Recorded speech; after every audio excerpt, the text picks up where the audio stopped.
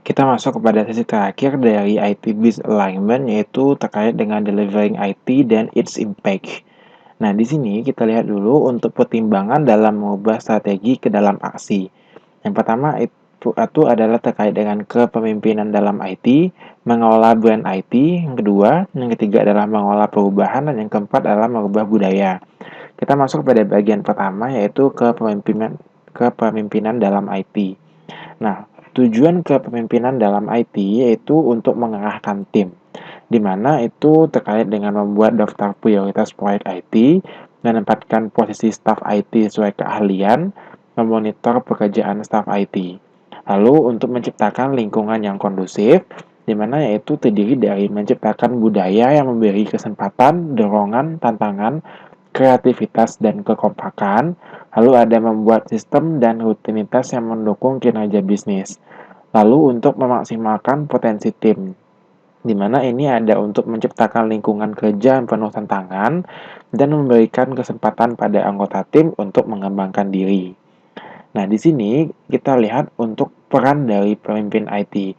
Pemimpin IT itu ada mempunyai peran utama ya berjumlah 3 buah, yaitu ada untuk mengimplementasikan strategi IT, mendorong kinerja yang efektif, dan membuat konteks kinerja jangka panjang. Lalu, untuk melihat dari apakah seorang pemimpin sudah berhasil mengimplementasikan strategi, di sini ada chart yang menunjukkan untuk posisi yang diinginkan dan posisi sekarang, di mana merah ini adalah posisi yang diinginkan dan kuning ini adalah posisi yang sekarang, di mana untuk pengkategoriannya dibagi berdasarkan 4 kategori, yaitu yang pertama ada tim senior yang efektif, di mana itu berisi mengenai pemikiran yang berhasil diwujudkan, adanya keterlibatan kepemimpin menggerakkan tim, adanya proses pengambilan keputusan bernilai tinggi, adanya tim dewan pengusaha, dan koresponsifan pada lingkungan. Yang kategori kedua yaitu mengenai integrasi dan koordinasi, yaitu terdiri dari nilai dan kepercayaan yang dibagi, keutuhan tim, nilai pelanggan, kesesuaian budaya dan strategi, dan manajemen performansi yang efektif, serta proses dan rencana perubahan yang diselaraskan. Bagian ketiga yaitu penegasan arah. Ini terdiri dari penggajian yang menegaskan strategi, lalu ada sistem pelaporan yang menegaskan strategi, lalu ada fokus pelanggan pada pengukuran, ukuran pengarahan perilaku yang baik, adanya ukuran performansi yang mendukung strategi, dan pemahaman strategi pada semua level.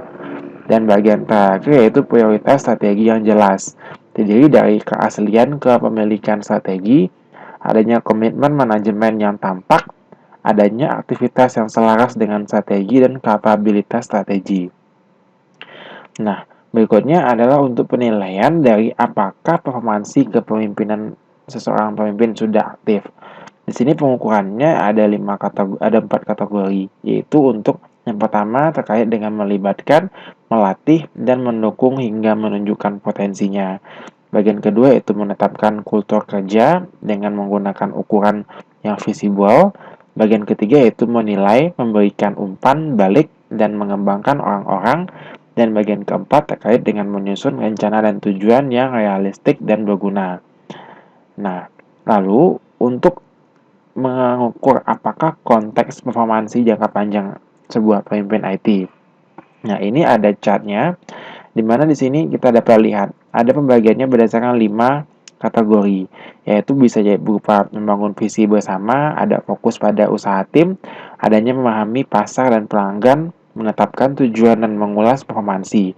Lalu adanya menginspirasi tim, memberi wewenang dan mendelegasikan, adanya membangun budaya belajar, jujur dan konsisten, mengubah gagasan menjadi aksi, tegas, berani mengambil risiko, berkoordinasi, menyusun prioritas, mengarahkan pada hasil, ada mengetahui bisnis, menginspirasi lainnya, ada terkait integritas, adanya menjadi memimpin perubahan untuk menjadi berpengaruh, adanya mengkomunikasikan produktivitas, lalu memecahkan isu yang kompleks, memberi penghargaan, memfasilitasi perubahan, membangun fleksibilitas, mengembangkan faktor sukses, dan melatih dan memperkuat menantang tim. Di sini dibagi berdasarkan 6 kategori, yaitu mengembangkan bakat, lalu ada menciptakan tujuan, kategori mengembangkan budaya, kategori melaksanakan, lalu ada kategori sebagai memimpin, dan kategori untuk menciptakan inovasi.